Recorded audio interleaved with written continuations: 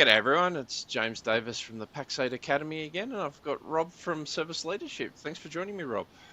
Thanks, James. Appreciate you having me on. Well, where are you based in this world? Yeah, so I'm based in New Jersey in the States. So I'm nice in the northeast area of Jersey. About as far away as you could get from me, which is always nice. It's Yeah, I probably think it's probably, 24-hour flight. I did it early in the year. It's a journey to get to where you guys are at. it's a big hike over the ocean, so I appreciate you joining us today virtually. And this is a topic that always gets people going. And what I want to talk to you about today is really like, what does good look like with the numbers? And this is what service leadership has been doing in the industry for a long time. And I'll ask you a question to get started. And I'd be very curious, what's the industry average EBITDA, and what are the high performers doing? Yeah, it's a good question. So when I looked at the data over the past quarter, over the rolling 4 quarters, on the industry average is around, I think, 10.2% on adjusted EBITDA. Top performers are rolling in around 18.3, I believe. So you're talking about 8 points, which is pretty significant, those top performers versus just the industry average. And why is there such a big gap? Yeah, and that's definitely a good question. I think the number one thing is we just see how the top performers are so good at being selective they bring on for the right clients. We see that they have, and when you actually look at their total revenue growth, it's actually lower than basically the industry average. But really, when you're looking at it, they actually have the highest profitability. So what we see is they're doing a great job of selecting who they should be, what we always call the correct target customer profile. They understand what clients they're going to be profitable at, and they can really, do great service delivery at. First, when you look at the industry, they probably, yeah, you're going to have higher growth on total revenue, but you're not being as selective. You're almost doing like a money grab where you're trying to see who can have your service. So that's the first indicator we typically say those top performers. They have that discipline to understand who are those right customers, and they're doing that analysis to identify them. And so I immediately go to the whole revenue is vanity, profit sanity, and cash is king in that example. And I often see a lot of partners, they're focused on the revenue growth, and we start to make mistakes around not driving profitability. And what I'm curious about is, because you guys see the numbers, one of the fallacies I think I see a lot with partners is they think just if they grow at some magical point they will become profitable. Is that how this works? Yeah, it's funny because we get that a lot where people think they can sell themselves to profitability. What I always tell people is, first thing before you grow and spend money into sales and marketing, you need to fix your service engine, your service delivery. So why put more money in the flames to basically get bad results? Like as an example, if I'm going to basically, if I'm rolling in at maybe say a 30% gross margin right now because I'm not serving those right clients, if I'm spending more and more marketing on that in sales, I'm going to again get 30% gross margin when that's about 20 points probably should be getting back. I probably should be shooting for about 50%. So I'm already getting bad results to begin with. And then I think that unfortunately there's this fallacy, I'll get larger and larger and that can fix things. But it actually works the opposite. The larger you become as a company, it gets harder to kind of fix your accounts and kind of right size everything in your organization. So it's kind of better when you're smaller or when you start, get everything right correctly. Understand who those correct, basically, customers are. Get your service delivery in order. Make sure you can scale with it. Then let's put some, gas on the fire and build out your sales and marketing team. That's always the approach I tell people. It's a lot easier to kind of scale your organization that way. And you mentioned there, like, 30% service gross margin, and then 50's the best practice. How are you seeing those high performers actually manage to that 50% service gross margin? Biggest thing I talk about selecting the right target customer profiles, also having one tech stack they can basically utilize across all their customers. When they're doing that, they're basically simplifying the environments they're working with all their clients. When that's the case, it's going to make it so much easier for your service delivery team. First of all, there's going to be a lot less exceptions, more understanding of what's going on. You can easily put more process and procedure in place. This kind of goes hand in hand. And then also, additionally, what we see is if we're doing that, you can rely on more L1 talent, which is a huge factor. If I have 30, 40, or 50% of my staff is L1, it's obviously going to be much cheaper than potentially someone who has heavily in L3s. And that's a big factor. We see that, unfortunately. People have that we call reverse pyramid, where they're heavy more in L3s, they have some L2s, and not many L1s. And that's probably driven off the fact that we don't have tech the tech stack standardization. Yeah. We're relying on more experienced people. Uh, and that might also, from my experience as well, it's the safety net that we think we need them.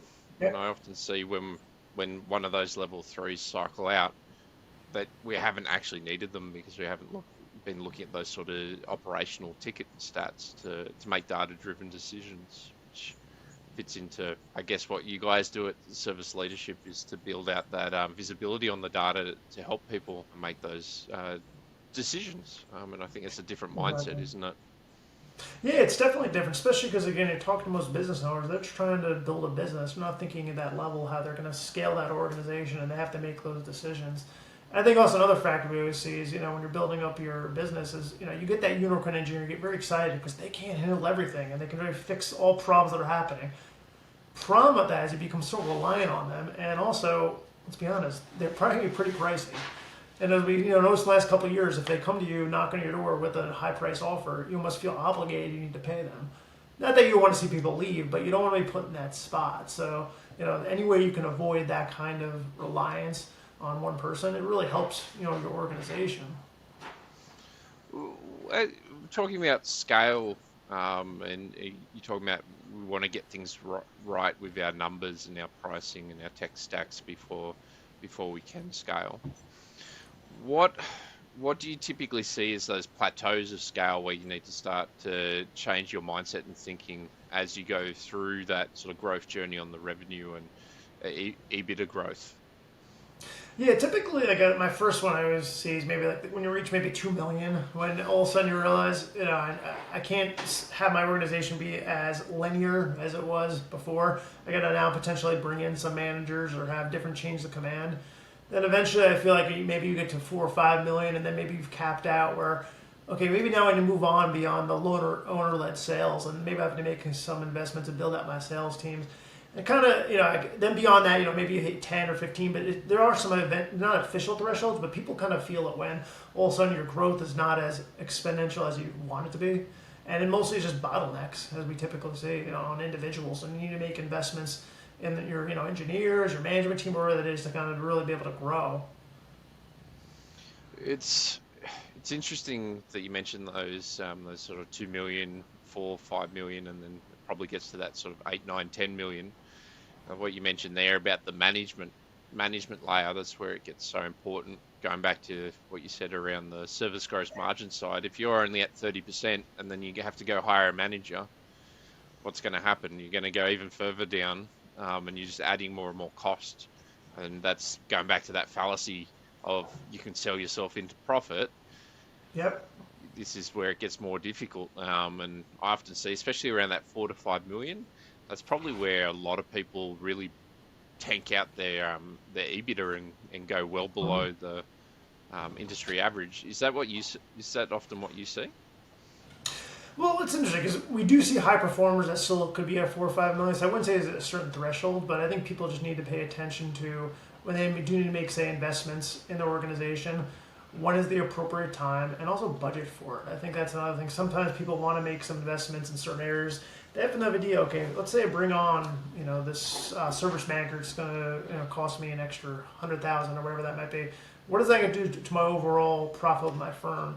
Maybe I need that higher, and that's perfectly fine. But I need to understand if I'm bringing in that cost, I probably need to bring on some additional sales or raise my pricing on my existing clients and make sure they're in a healthy spot, so I can maybe offset some of that and be at a good profitability level. It's going to the sales part. I'm dumping around a bit, but you triggered my thought around investing in that in the sales and marketing team. What's sort of the best in class numbers of what the higher growth, higher profitability companies are spending on sales and marketing as a sort of a Yeah, ratio? that's definitely a good question to ask. Typically, I think last time I looked at it was on average they're spending around 13.6% of their in sales and marketing their gross margin dollars. So what I'm talking about here is basically for every dollar coming in of gross margin, you can spend anywhere from 13 to 14 cents. When I look at even the median quartile or the industry average, probably you're talking 30, 34 cents. It's almost double. And unfortunately, I'm looking at the bottom quartile. They're anywhere from maybe 70 cents to every dollar. So definitely somewhere it's rather concerning. Obviously, one of the big factors of that is the top performers have a higher gross margin percentage. That's going to help. That being said, we see a lot of times with those that are on the industry average or below is unfortunately they're not being efficient with their overall sales and marketing efforts. And I keep thinking we just got to spend more and more money, and eventually it's going to come around. They get that trap, and a lot of owners unfortunately get to that point where they always say, it's going to this next month it's going to kick in. This next month, the next you're 6 to 9 months in, and if you spent 4 times X that you should have really spent, when unfortunately you probably should have cut the cord. Well, why do you think that is? Basically, people love trying to grow their sales and marketing efforts, and I think it's almost like a hope that they think if they just spend, something will hit. Let's try everything and spend money everywhere. My opinion always is, sales and marketing is hard, but I think the approach always should be like, try a couple efforts, but make sure you are tracking what that return investment is. And before you spend on it, say, okay, we're going to have a 3 to 6 month pipeline or timeline where we need to see certain results or at least certain indicators. And if that's not happening, we got to cut bait and go on to either a new strategy or figure something out. It does take time because obviously you're not going to just invest on a new salesperson, let's say, and they're going to start bringing in sales like this. There's a ramp period, and I get that. You just have to make sure you outline expectation what that should be. And if it's not going up to plan, we have to make quick decisions and course correct. Yeah, I think you're right that it's a bit of a gamble, and it's probably to do with most owners are technical. They've not come from the sales side. They don't know how it works. They don't know what good looks like, and they just see other people have a big sales team, so they need to Yeah. build that in. I would say, let me also add that people that have a big sales team, you're going to have your high performers, you're going to have low performers. So you hope that those high performers are making up for the low performers, but you're going to probably have some in the middle. So it's not. And the tougher part I think for a small MSP is they're probably only going to make one hire in sales and marketing because they can't afford to make so many. So if it's a whiff, they do feel it because then they feel like they have to reinvent and try to bring on another person. My advice would be though, at least try to see are they have the right effort, are they trying to show like right results. And can you then, hopefully in time, spend more in maybe marketing and get them help, the right leads that are needed for them to succeed maybe. It's a very good point on that. It is a lot of hope, and is in the smaller ones we have to hire one person, and everyone tries to hire a unicorn, and it's not Yeah. that focused approach. And I'd be curious from your perspective, seeing the data of the higher performers. Is it typically new business growth, or is it the fact that they're starting and focusing on their existing client base to grow their business first? Yeah, it's a good question. I feel first what they do is make sure their existing client base is settled and that they're doing a fantastic job. They're able to cross sell as much as they can to them. I think another factor is then they're leading with great service. So if they do that, they can easily ask for more referrals. So their network gets a lot easier. And they're getting their name out there, and then people kind of know who they are. So I think it really does come down to your existing business. You need to make sure that's solid. Kind of like I talked about, make sure your service factory is solid. You need to make sure that part is great. You're doing great service to all your clients now, and then in hand, once you have that in place, it makes it a lot easier to kind of get your name out there from a sales and marketing effort. We've spoken about service, we've spoken about sales and marketing.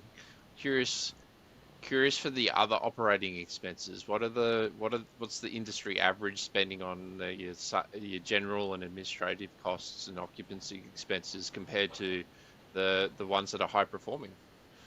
Yeah, high performing. I think when I looked at it, they spend around 45. So best in class around 45%.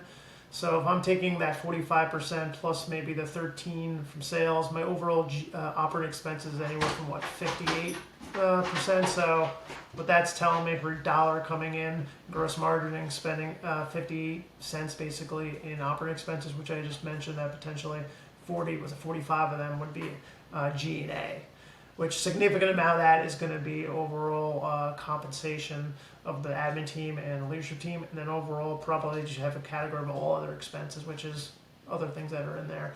If I look at the median of the industry average, I believe from G&A point of view, they're spending around 65, so that's maybe 20 cents more than the average, than the best in class for that dollar, which again, people might not seem that's a lot, but when you start adding up, 10 here, 5 here, adds up to really decreasing your profitability. And I think especially. a big factor, sorry to jump in, but I think the big factor there, a lot of times we don't see as much bloat in your G&A. Maybe there's some. I think what we do see is the fact they have lower gross margins. And that, again, dollars and percentage, so that really has their kind of ratios being in an unhealthy spot. You do see maybe some overspend there, but it's not as egregious, I should say, when you as you see in the sales and marketing. Yeah, it's probably the anecdotally, I see the same thing these days. Probably maybe 5 years ago, there was a lot of administration bloat, but I think there's been a lot more, there's a lot better tools, the Yeah. Disty integrations, we're not having to have as many administrative costs. And a lot of, especially down here in ANZ, there's been a lot of outsourcing and offshoring of a lot of those Mhm. roles that have reduced those costs as well. But I often do see a bit of bloat is probably more around the amount of tools that people have bought to run their Yeah. business, not just delivered a service. So there's a lot of Yeah. small subscriptions and different things that people have that typically in a smaller average MSP, say the $2 million mark, it's probably at least 3 grand in costs per month that could be Yeah. cut that they're not using. So I think it's an area that might not look very high, but it's something not to ignore, especially as insurance prices, Mhm. insurance premiums are going up quite dramatically as well to affect that. Yeah, That people are that's a saying good those. point. And I feel like one issue is that, especially for smaller, so you probably don't have finance people really working in the business. So if you're the owner, you're working about increasing sales and marketing. So that's where your efforts are going to be. You're not worried about looking at spreadsheets and seeing where am I spending all these random tool costs. So I think that's a great point you make. One thing I always advise is hopefully you're doing a budget every year. If that's the case, that gives you great opportunity to really print out what's in your general ledger and just see what are all these costs and do a gut check. Do I need all this stuff? Because you're right. Maybe if I can save 3K a month, it might not seem like a lot, but it's material impact that can offset some areas like you mentioned, some of the rising costs that we're expecting going on every year. And like what you've been mentioning, I think it's worth highlighting is as you've been talking about the spend percentage of these different areas, it's on gross margin, not on revenue. This Yeah. is why the percentages are so high as well. I love the approach that you're focusing on gross margin because it's not what most business owners talk about. It's all that focus on revenue, revenue, revenue. And I think just that language change that you're using on the focus on the gross margin, it highlights very clearly where the problems lie in the business. No, that's a great point you put. And that's one area when I'm talking to solution providers, it's the biggest change, I think, because they always talk about offer revenue. Again, I always talk again. You can have some great revenue deals. Yeah, maybe you're pushing a great product. Maybe you have this one, MSP client that's you're paying they're paying a great amount.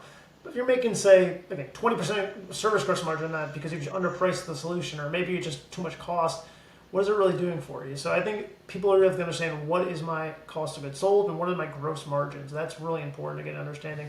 Once I understand what my gross margin dollars is, then I can have a budget, understand what I should be spending in sales and marketing. That allows me to spend that first of all, and then what I need for G&A. That should be the approach versus I just have to grow my top line revenue. And I get it because most owners, not just in the MSP world, but in all businesses, I've worked in other industries, everyone cares about that top line revenue and getting the pizzazz and it looks great to kind of say I'm the biggest or I'm growing at this rate. Yeah, and it just doesn't matter in small business. Yep. It's it's it's You want to what see you money fall to the bottom line, and you want to see hopefully money go to your bank account. That top line revenue doesn't fall to the bottom line. Unfortunately, there's a lot of things between there.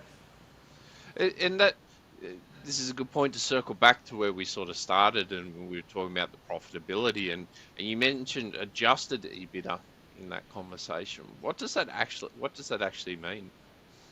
Yeah, so we always talk about the difference between EBITDA and adjusted EBITDA. So basically, what adjusted EBITDA is doing is just taking into consideration what an owner pays themselves for compensation and tries to compare that against what if you were as an owner were to step away, what would I pay someone to take that role? So say I'm a CEO role, and right now, let's say as an owner, I pay myself $150,000 currency, like local currency. But if I look and see what typically that role would go for, maybe it's say potentially only it's 250. So we want to make that adjustment of that $100,000 to your earnings. in that. So that's kind of how we make those changes when we look at adjusted EBITDA.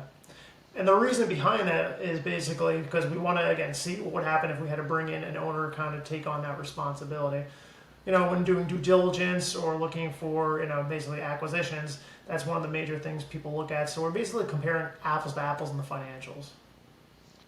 It's a very different concept to what everyone's used to as a small business owner, because you're used to Mm-hmm. just most, I think, small business owners get the wrong advice from accountants and just go just take everything as drawings, don't worry about Yeah. salaries, and gets people trapped in thinking and using the sort of business as a slush fund, and they don't see that clarity and visibility of how their business is actually performing off the back of that because of it.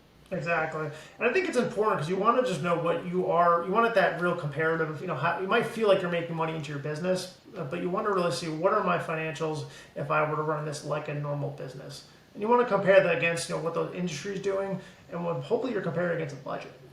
That really will make you a high performer because if you're just looking basically at the bank account and just seeing it's going larger, yeah, you might be doing well, but you could potentially be performing better if you're actually tracking yourself against what the industry is doing. Well, the top performers. That's really the most important, I should say. Yeah, very much so. That sort of top performing mindset is what you need, because I think if we go back to a lot of these sort of conversations we're having around gross margin, most of the issues are pricing. It's Yeah, there's always my experience, there is a bit of efficiencies and there's ways we could run things better, obviously, but typically most of the problems in our P&L come down to we're not charging enough for what we do. yeah, And that comes from the right pricing methodologies. And most people, when they're looking at pricing, they don't look at their gross margins like we're talking about today. They go out, what's the rest of the market doing? And that's a great point. when you're talking about the industry average, adjusted EBITDA is low. Um, why would you be copying what everyone else is doing if they're not Yep. profitable? No, I think you hit it nail in the coffin. We always talk about you don't want to be looking at market pricing because if you're looking at the market, there's always going to be someone race to the bottom. We always talk about we look at a solution provider every quarter. 25% of the market, that bottom percent is losing money typically. So those are the people that are doing market-based pricing. So do you want to compete against their pricing? You probably don't, because that means you're going to eventually just be at a low point and you're not going to make any money. I think we always try to teach people is instead of market-based pricing, worry about value. Worry about value-based pricing. And again, not to harp upon it, but understand who your target customer profile is and make sure who those people are. They appreciate investments in technology. They appreciate value-based pricing. They were going to pay more for your server because they realize how much it's going to help you and help them be able to expand their business or just have normal operations. So we always tell people, again, don't worry about the market, worry about value. Additionally, you need to understand what your cost basis is in that. I think a lot of solution providers really don't pay attention to what their costs are, their people. And hopefully you're doing that calculation. If you are, probably need to even add, almost times by two, wherever that might be, because you're probably undervaluing that cost basis. That's a good point about the cost and service delivery. Like if we look at service gross margin, what actually makes up that in how you guys typically measure it? Yeah, the way we look at it, we look at for first of all service delivery individuals. So I guess one misnomer that people think it's all technicians, but the way we look at it when we're calculating service gross margin is yes, you have your techs that are billable, but also you have anyone part of service delivery. So a project manager, dispatch, those people should be also included in your service delivery. Also, what we also do, which some people don't understand, is we expect that the account manager also is in that calculation. So the account manager's best job should be, handling QBRs and making sure that that your client is first of all, with the QBRs on the correct tech stack, on the full pricing, and additionally making sure they're on your full managed service package. So they're really kind of segue. If they're doing all that, it's going to help you make sure that you have the best clients and you can service them at the highest gross margin. So those are some other factors we have in there in terms of just personnel costs. And when I look at personnel costs, I think it makes around, again, if we're looking at the top performers, they're at 51.5% gross margin, service gross margin on managed services. So 80% of those costs are probably going to be payroll and payroll related. It's a fully loaded cost, benefits, payroll tax, all that's in there of the people. Additionally, 20% is probably going to be about of that 20% is going to be hard cost of goods sold we consider, which is those tool costs we talk about, any additional costs that are not payroll related on those employees. So those are the areas we say what goes into service gross margin. So I always like to tell people look at that ratio. It's probably 80-20 in terms of how much payroll related, how much is tool costs and non-payroll. If they're trying to look at management. Again, big number to throw out there. Best in class is 51.5, I believe, for managed services gross margin. It's it's important. I think it's really important to reiterate the whole personnel cost in this, because the Mm-hmm. typical accountant, they will capture all of Yep. the labor costs in your G&A expenses, Yep. in your operating expenses. So when we're looking and comparing yourself to the market and talking on the internet, and you talk about margins, it's probably good to know the level of acumen of the average MSP owner when they're talking Yep. about finances, because they typically don't have the labor costs in that margin calculation. Exactly. So, so when you're hearing people talk about I'm doing 60, 70% margin, we can probably guarantee they're not. Yeah. I'm They're, probably. I mean, I hope you are, but I doubt it. I always question. That was my first 70. I'm like, well, that or you're burned out all your employees and no one wants to work for you if you're at 70% gross margin. God bless you, but I don't think that's realistic. the only time I've seen a couple in all the years I've been in the industry that have achieved that, and it's just because they've been so tight on what they deliver, and they Yeah. automate absolutely everything, and it's And just, they can do it. Good for them. Yeah. but it's very tight delivery. Yeah. It's not being doing everything for everyone. It's only a handful of things that they're doing, and they're just doing it extremely well. Yeah. Which goes to your point earlier around the standardized stack, the target client profile, the understanding your delivery and contracting that Mhm. as well. Um, Exactly. uh, we've been talking about a lot of numbers. We've covered like the major big areas. What other data do you see that you would point out that is a good metric to look at for MSPs? Yeah, I know I don't want to harp upon it, but service gross margin, keep talking about it. But the other reverse way I like to look at this is back the napkin way of understanding if I'm in a healthy spot. And it's called the multiple wages. So basically, the way we calculate this is take a look at your service revenue, whatever it is. Let's say it's $1 million, and divide that by your payroll cost for your service delivery team. So let's say you have $400,000 of payroll cost divided by a million. I have a service multiple by 2.5. That's telling me I'm probably at a 50% gross margin and probably in a healthy spot. So we tell people, you want to be at least that 2.5. If you're at 2.25, you're probably at 40% gross margin. If you're at 2, you're probably at 30. So it's a very simplistic way of looking at managing the service delivery. And I would keep harping about it, but I think for all service providers, that's the one reason is just understanding your services and understanding how to be profitable at that. You get that fine. You can always eventually, if say you just don't spend any on sales and marketing, you're gonna be profitable. Then eventually, hope you could figure it out. That's the hardest thing to do is figure out your service delivery. So let's get that in a healthy spot.